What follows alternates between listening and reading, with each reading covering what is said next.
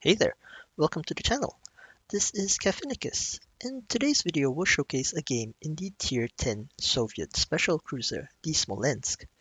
This is a ranked game on Hotspot, and we spawn north.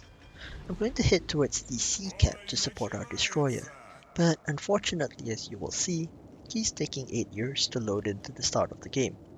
There is a radar cruiser to deal with and a sneaky submerse, so I'm just going to be a bit careful here in the beginning. Anyway, let's talk a bit about the ship while we're moving into position. The Smolensk is like a miniature version of the Mikhail Kutuzov, and I do love my Kutuzov. There are a few differences to be aware of though, and we'll start with the guns. The Smolensk has 16 guns in 4 quad turrets. Yep, 16. And they fire a salvo every 4.5 seconds if you have the ship kitted out the way I do, with the extended range mod, because I'm not suicidal enough to play the Smolensk with only 13.8 kilometers of its base range. With Gunfire Control Mod 2, you at least have a decent range of 16 kilometers, which is comfortable enough to work over anyone you decide to fry. Do note though that these are destroyer caliber guns, similar to what you get on the Grozovoi. What that means is your HE penetration is limited to only 22mm, or 27mm with IFHE. Basically, you'll be shooting HE at superstructures unless you get shots at thinly armored hull sections or full broadside opponents, at which point your AP can and will do wonders. The HE has a max damage of 1800 per shell with a base 8% fire chance, while the AP tops out at 2600 for a citadel hit. With that many dual-purpose guns, you would expect the Smolensk to have great AA, and yes she does. But nobody really cares about AA these days, so we'll just skip that. Anyway, the Smolensk is also equipped with a smokescreen generator, which allows you to generate your own cover to duck out of.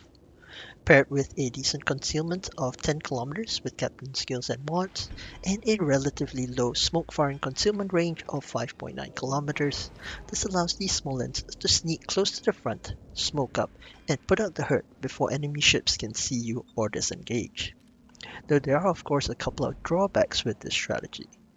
One, smoke screens aren't hard cover, and with your high rate of fire, enemy ships will almost always know where you are in the smokescreen, even if you're making small position changes. This can lead to some devastating shots into your smoke cloud, leaving you with a lot less HP than you'd like.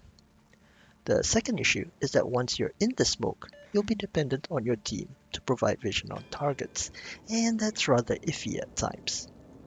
In addition to the guns, the Smolensk also has the same torpedoes you'll find on the Kutuzov, with 8 km range and 14.4k maximum damage. Enough to scare off anyone from YOLO rushing you, assuming you don't explode before you get a chance to launch them of course.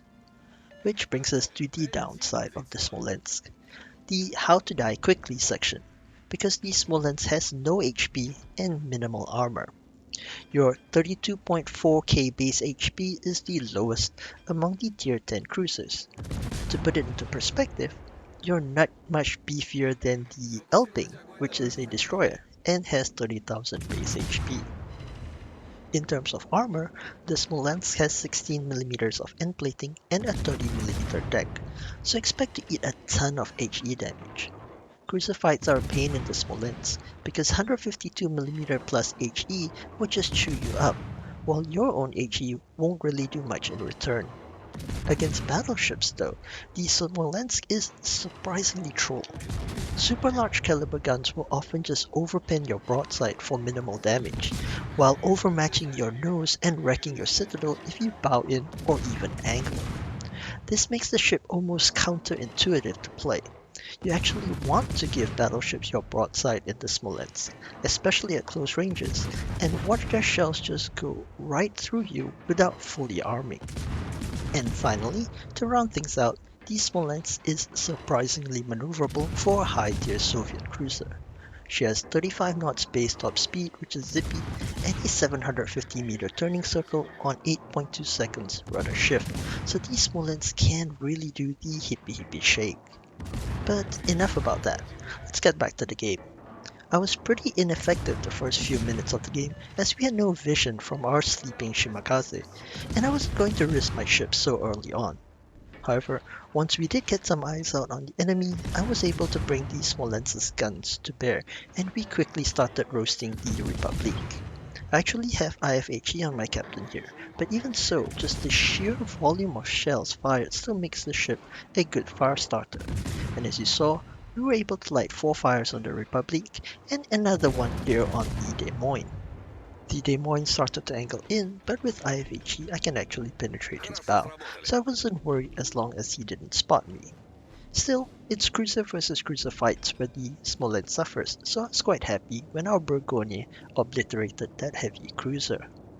Now that the pesky radar and AP threat is over, my next plan was to move south into sea and use the islands for cover to mask my approach. Our Samurus, who kept A, has come back east and helped to kick C along with our Shima, who is now awake, which means I will have plenty of vision ahead of me. But that's when the enemy Somers rears his sneaky little head in the middle of the map. The Somers has launched his torpedoes against our Kremlin holding the western flank, so I really want to push the middle and sandwich that pesky enemy destroyer between the both of us. Our Somers also seems to have caught on as well, so as long as I can get clear of the island at E7, we should be able to pincer that enemy destroyer. You can also see the Smolensk speed and maneuverability at work here as I make a quick turn to the north of the island and charge out. Our Kremlin eats several fishes, so I'm desperately trying to rush to his aid. It seems that the enemy Somers has also decided to smoke up right in the middle, which means that I'll be able to ambush him with my hydroacoustic search once I get a little bit closer. And that reminds me as well, one of the other advantages of the Smolensk's 5.9 km smoke firing detection range is if you are detected while firing in smoke, just rush out immediately and you'll most likely find an enemy destroyer in view range. And that close in, the enemy destroyer will have almost no chance of escaping before being turned to slag. Just like the Somers here, who finishes off our Kremlin, but is now dead from just 2 salvos from my guns. And that highlights how lethal these Smolensk can be if it's allowed to ambush destroyers and other lightly armored targets. With the enemy Somers out of the picture, I immediately slam on the brakes and turn on my smokescreen, because I am now within secondary firing range of the enemy Schlieffen. With aluminum foil for armor, the Smolensk will simply get chewed up by that battleship's secondary guns. But of course, he can't shoot what he can see, so we lob as many shells as we can on him before he gets behind the island. Unfortunately, our Somers ran north to avoid the enemy Schlieffen, which means we no longer have any vision on the battleship as he gets around the island. This is a problem for me, because I no longer know if he's bugging out or pushing in, and honestly, despite the trollish nature of the Smolensk armor scheme, I still find myself allergic to being shot at by enemy battleships. So I decide to start up my engines and start turning away north. The next time the Schlieffen pops up, he's already charging me down, and I can no longer stay in my smoke screen as he can simply pop hydro on me or get within my smoke firing range and make my life miserable. I wait until the torpedoes clear and then put pedal to the metal and get moving while the Schlieffen is distracted by our Somers. And I think I also make a big mistake here by shooting high, where my shells keep shattering on his turrets instead of his superstructure where I want them to land. I didn't know the Schlieffen's armor scheme well enough, but I would have done better by firing directly at his bow, as I believe it's only 27 mm thick, and my IFHE shells would be able to get through and do full pen damage. Anyway, live and learn. We end up throwing everything we have at the Schlieffen here, including my torpedoes, which completely missed. But we were able to finally take him out after a tense few moments. This turned out well for our team, as we took out an enemy battleship, and our Somers was able to keep himself alive with just a smidge of HP left as well. So, now that the immediate threat is over, it's time for me to get back to help the rest of my team. My first thought was to head towards the B cap, but That's when I see the enemy Bourgogne has pushed into C. He's at the very edge of my gun range, so I'll have to move east to help defend the area. We take a few ranging shots before we are able to correctly adjust our lead. Because as comfortable as these Smolensk guns are to use, I still suck at aiming. I am detected, of course, but I don't really care until I see my priority target indicator pop up. I know it's not the Bourgogne, as his guns are pointed away from me. The Republic gets lit, so I immediately slam on the brakes again, as I was expecting him to smash my face in after the roasting he received earlier. As it turned out, though, it was the Vermont who was firing at me, but we avoid the shells all the same. My smoke screen is coming off cooldown, so let's go ahead and get some cover because we do have multiple angry battleships looking our way. We are still able to lob shells at the Bourgogne, but I want to slowly inch forward in my smoke screen to keep the Republic in range as well. We did get a few defender ribbons out of that engagement, but now the Bourgogne is out of my range, so I'll have to leave him to our two battleship buddies out east. Instead, I start to switch my guns over to the Republic and start letting loose. We'll just turn and back up a bit as well so that our aft turrets can come online, and then we can make some more French toast. At this point, I think the enemy Republic probably hates smoke firing in general, and me in particular. Anyway, the enemy Bourgogne gets taken out by our friends to keep the cap safe. In turn, we light a couple more fires on the other French battleship, and there's really not much he can do about it. I'm happily blazing away with my guns, while our Somers keeps the enemy battleship lit. I think he's had enough of my shenanigans, and decides to turn and angle against our two battleships to the east, which is fine by me, as it exposes his superstructure to me for easier shots. The Republic puts out my fire, but that's okay, as I'm doing good HE pin damage on his superstructure. I think I probably could have started firing AP here as well, but given that I'm doing decent damage anyway, I didn't really see the need at the time.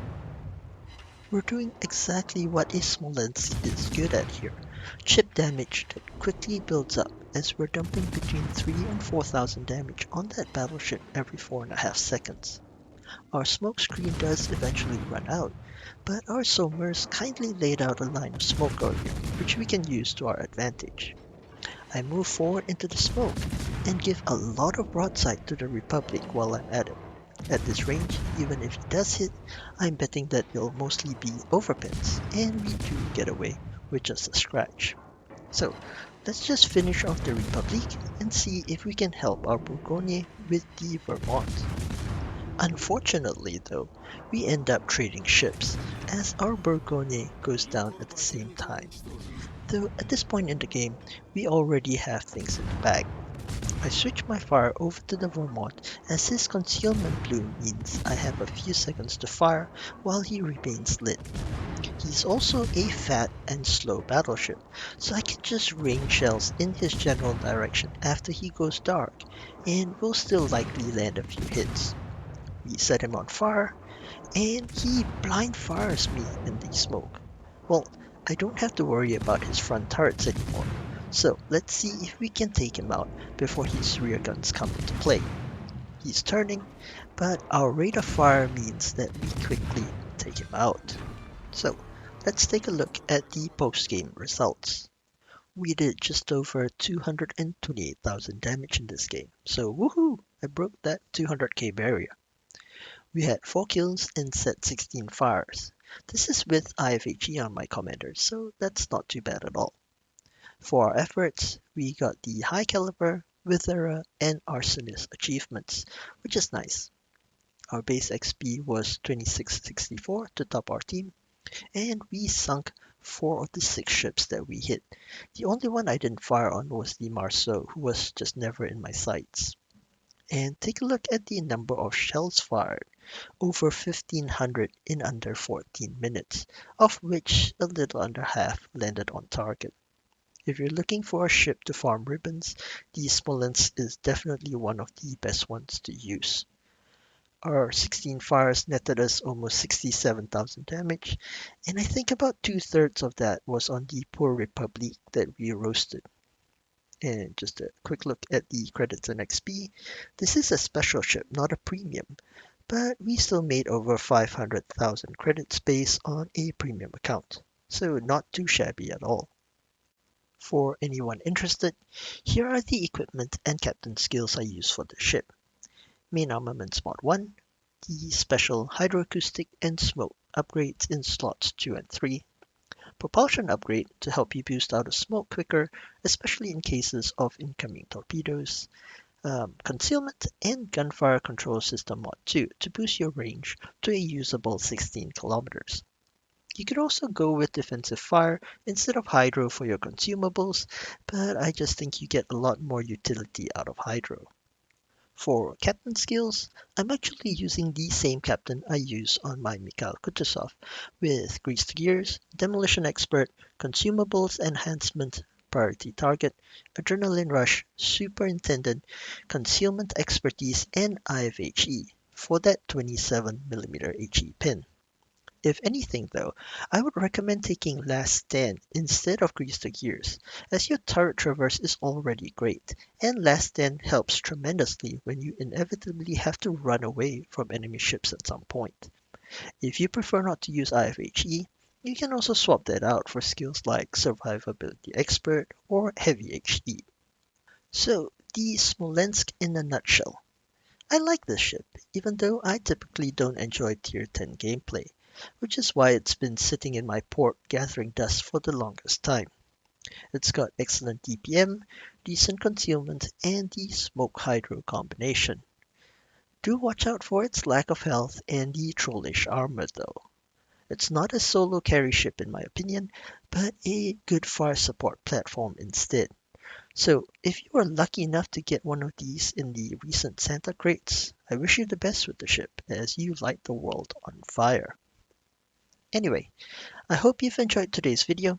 If you did, please do me a favor and hit the subscribe and like buttons below as it helps me grow the channel. You can also click the bell to get notifications the next time I post videos. Thank you for watching and take care.